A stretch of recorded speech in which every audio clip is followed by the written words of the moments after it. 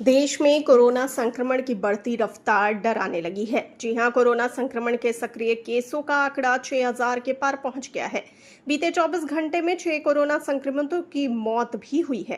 केरल अब भी देश का सबसे प्रभावित राज्य बना हुआ है। यहां कोरोना के कुल 1,950 केस हैं।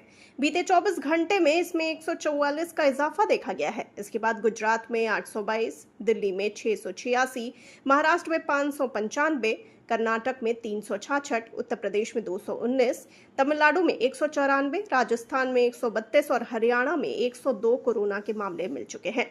पिछले 24 घंटों में हुई मौतों की अगर बात की जाए तो केरल में 3 कोरोना संक्रमितों ने दम तोड़ दिया। एक की उम्र 51 साल, दूसरे की 64 और तीसरे की उम्र 92 साल बताई गई।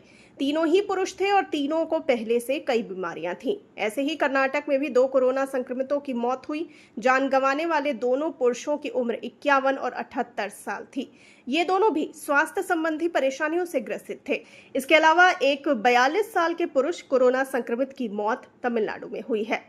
बता दें कि केंद्रीय स्वास्थ्य मंत्रालय के आंकड़ों के अनुसार पिछले 48 घंटों में 769 नए संक्रमणों के साथ भारत के सक्रिय कोविड मामले 6,000 के आंकड़े को पार कर गए हैं। आधिकारिक सूत्रों के मुताबिक बढ़ते कोविड मामलों की वजह से केंद्र सरकार सुविधा स्तर की तैयारियों की जांच करने के लिए मॉक ड्रिल करा रही है।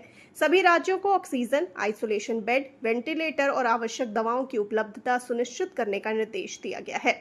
मंत्रालय ने कहा कि भारत में 6,133 सक्रिय कोविड मामले हैं। पिछले 24 घंटों में 6 और मौतें हुई हैं। आधिकारिक सूत्रों के मुताबिक अधिकांश मामले हल्के हैं और घरेलू देखभाल में ही आइसोलेशन के साथ ठीक कर लिए जा रहे हैं। इस साल जनवरी से अब तक देश में 65 मौतें हुई हैं। 22 मई को देश में कुल 257 सक्रिय मरीज थे।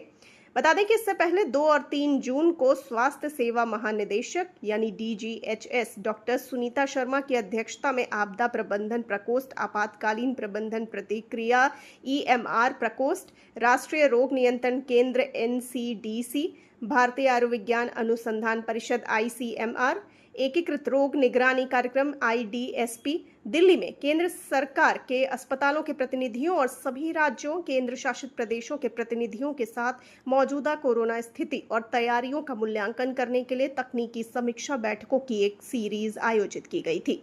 बता दें कि 4 जून को आधिकारिक सूत्रों ने कहा था कि आईडीएसपी के तहत राज्य और जिला निगरानी इकाइयां इन्फ्लुएंजा जैसी बीमारी आईएलआई और गंभीर तीव्र श्वसन बीमारी एसएआरआई की बारीकी से निगरानी कर रही हैं।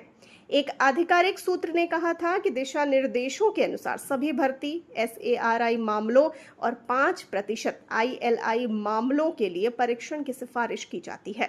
सकारात्मक एसएआरआई नमूनों को आईसीएमआर वीआरडीएल नेटवर्क के माध्यम से संपूर्ण जीनोम अनुक्रमण के लिए भेजा जाता है।